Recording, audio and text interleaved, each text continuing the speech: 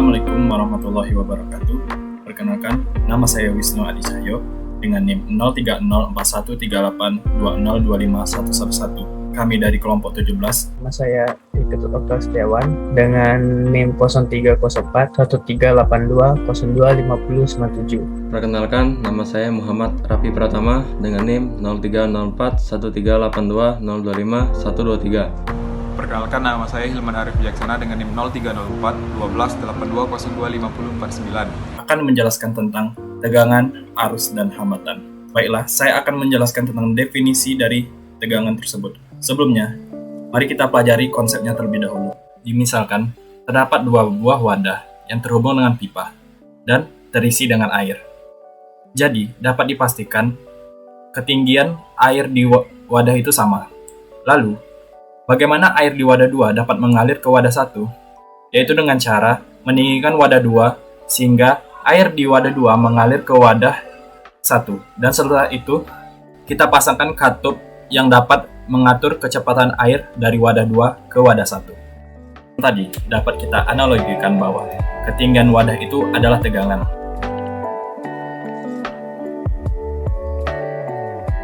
Dan air yang di dalam wadah itu merupakan arus.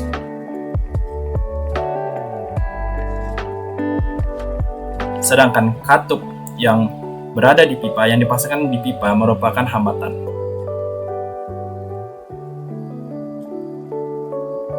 Baiklah, di sini saya akan menjelaskan tentang praktikum tegangan, arus, dan hambatan, yang lebih tepatnya bagian penjelasan rumusnya. Baiklah, di sini saya akan menjelaskan rumus hukum umum.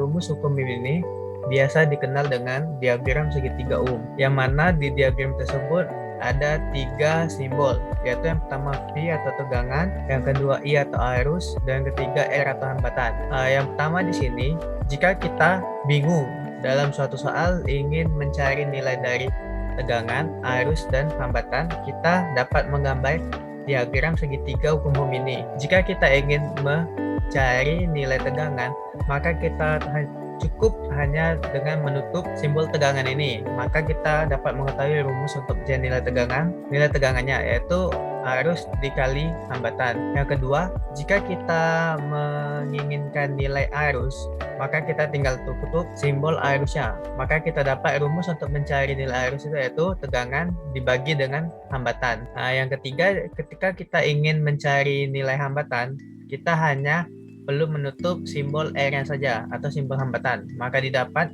rumus hambatan itu yaitu tegangan atau V dibagi dengan arus. Baiklah, yang kedua saya akan menjelaskan tentang hukum Kirchhoff yang pertama. Baiklah, sebelumnya pengertiannya yaitu jumlah kuat arus yang masuk ke suatu titik cabang akan sama dengan jumlah kuat arus listrik yang meninggalkan titik cabang, atau bisa dibilang sigma I masuk sama dengan sigma I keluar. Seperti yang ada di contoh ini, kita ketahui bahwa I masuknya itu I1 ini sebagai I masuk, sedangkan I keluarnya adalah I2 dengan I3. Jika diketahui dalam suatu soal nilai I1 dan I3-nya, dan jika yang ditanyakan adalah nilai I2, maka kita dapat menggunakan rumus ini, yaitu sigma I masuk sama dengan sigma I keluar, yaitu I masuknya tadi yaitu I1 sama dengan I2 ditambah I3. Maka nilainya yaitu nilai I1 dikurang dengan I3. Itulah nilai untuk I2-nya. Yang ketiga ada hukum Kirchhoff yang kedua. Hukum Kirchhoff yang kedua ini sebenarnya sama saja dengan hukum Kirchhoff yang pertama, tetapi di sini ditambahkan yaitu nilai GGL atau nilai tegangan dan juga nilai hambatannya.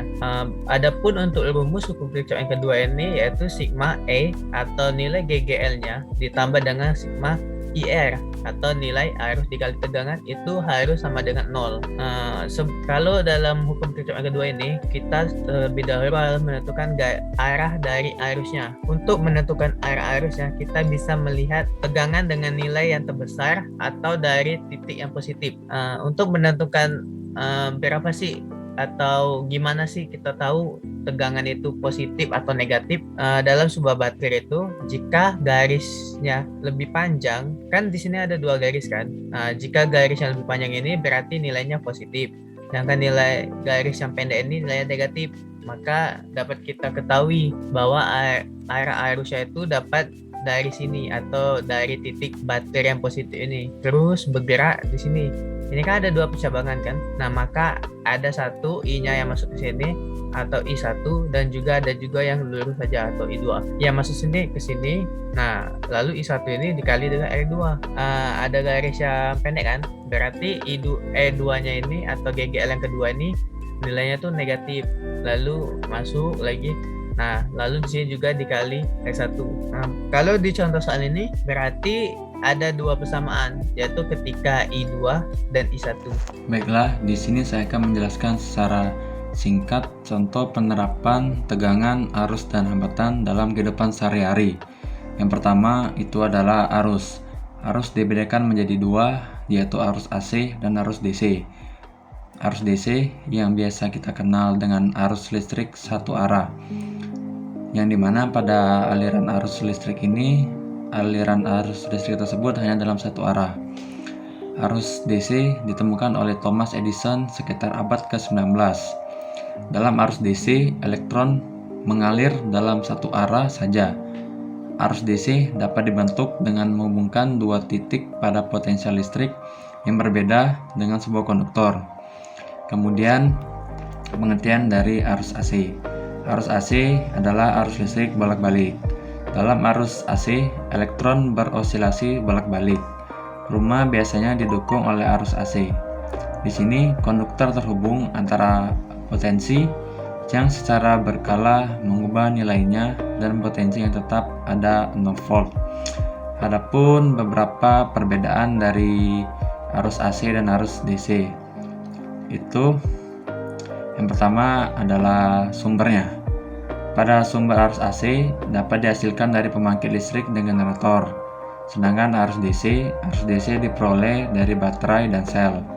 Kemudian penggunaannya. Arus AC yang digunakan di rumah-rumah seperti pada kulkas, pendingin ruangan, dan oven. Sedangkan arus DC digunakan pada telepon seluler dan baterai.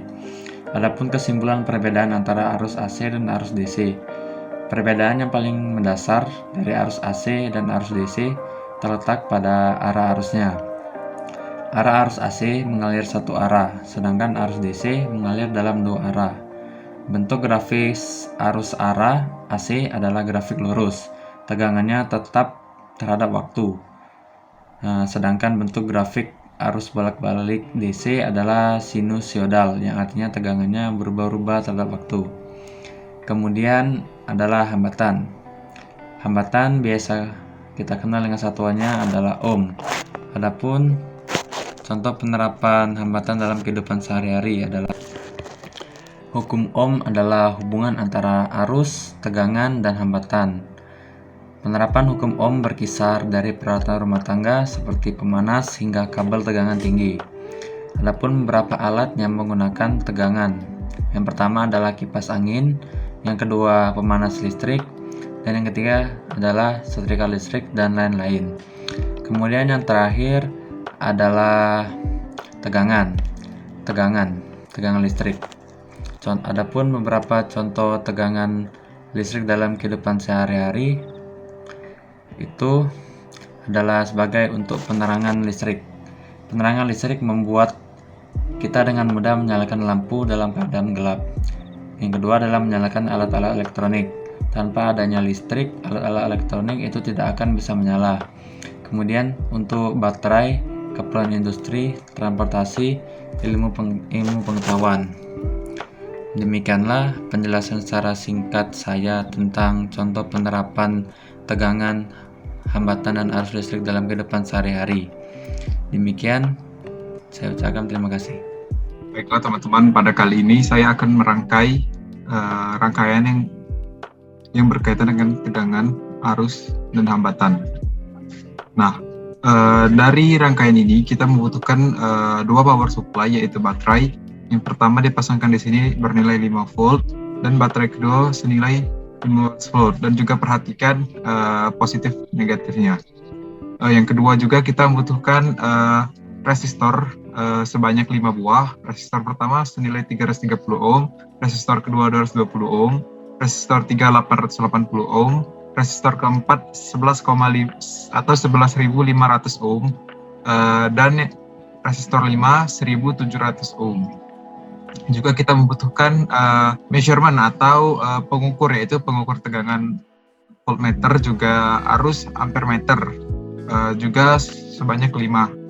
Langsung saja kita sambungkan wire-nya.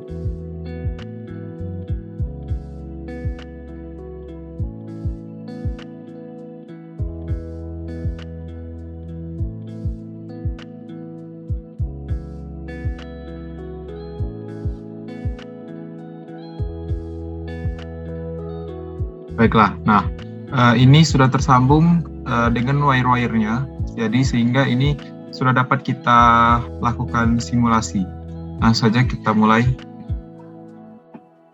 Nah, dari sini sudah terlihat berapa tegangan dan berapa arus yang diukur dengan masing-masing hambatan yang telah diberikan. Bisa kita lihat arus yang di pada loop yang sama akan menghasilkan arus yang sama. Ini karena merupakan rangkaian seri, jadi menghasilkan arus yang sama. Itu saja cara merangkai rangkaian